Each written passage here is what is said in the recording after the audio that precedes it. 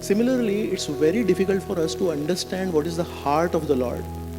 Many of us, when we try to understand the heart of an ordinary person, it's very difficult.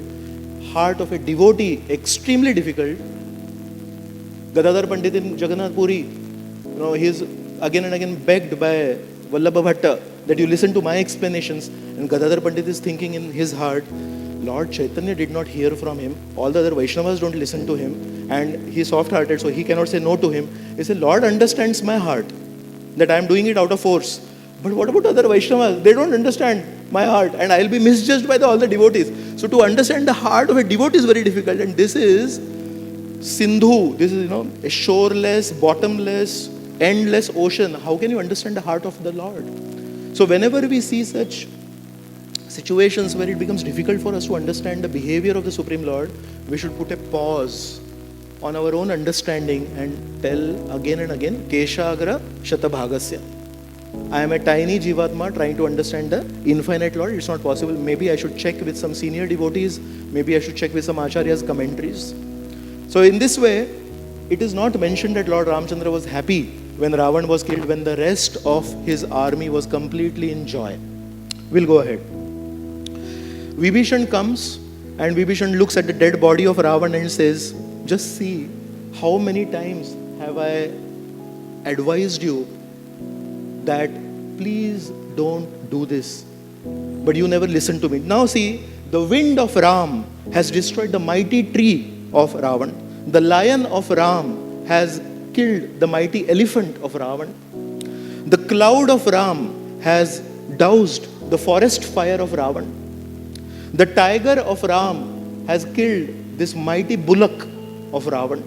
So he gives these examples and he says, see, what I had told happened because you didn't listen to me. Lord Ramchandra comes there. And Lord Ramchandra says, how did he die? He died in a war. And when he was fighting in a war, he was not cowardly. He was bravely fighting. Before fighting with me also, he has fought with the demigods. He was never a coward. And my dear Vibhishan, is there a rule which says anybody who ever fights a war will always be victorious? Neither in the past it has happened like this, neither here it is happening like this. Please don't speak ill words about Ravan. Please light his funeral pyre. Inke antim samskar kar do. And Lord Ramchandra speaks a very beautiful verse.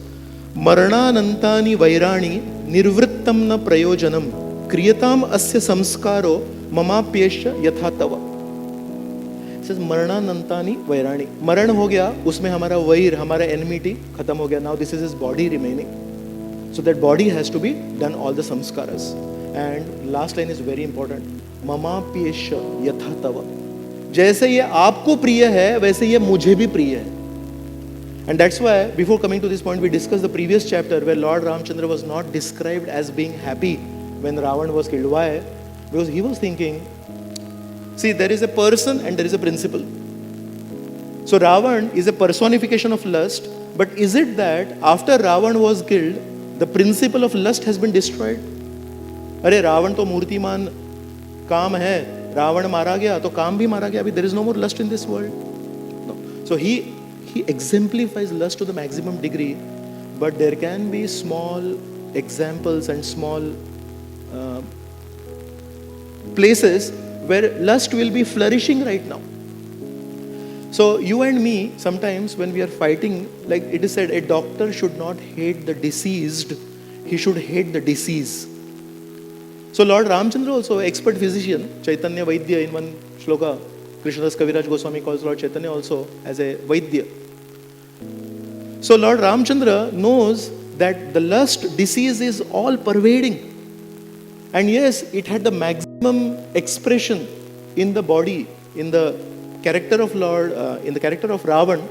And I killed Ravan, but that does not mean that disease is ended. So before Ravan, there was Hiranyakashipu, who exhibited some madness. And after Ravan, there is again Shishupal, who will exhibit another madness. And after Shishupal and after Dantavakra also, in Kali Yuga, there are many such examples who openly defy Lord Krishna's teachings.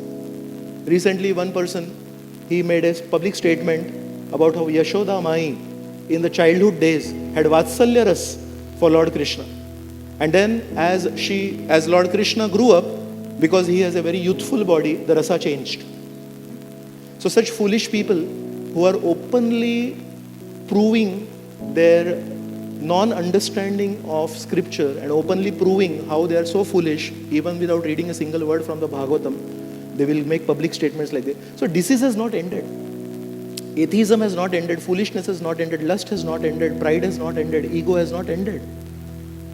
So that's why, imagine right now COVID is going on, and in a hospital, there is one patient who's critically ill, rejected by several hospitals, and then he comes to a famous hospital and this famous doctor treats him. So he kills the disease. And as soon as he kills the disease, is it that he's going to be happy now?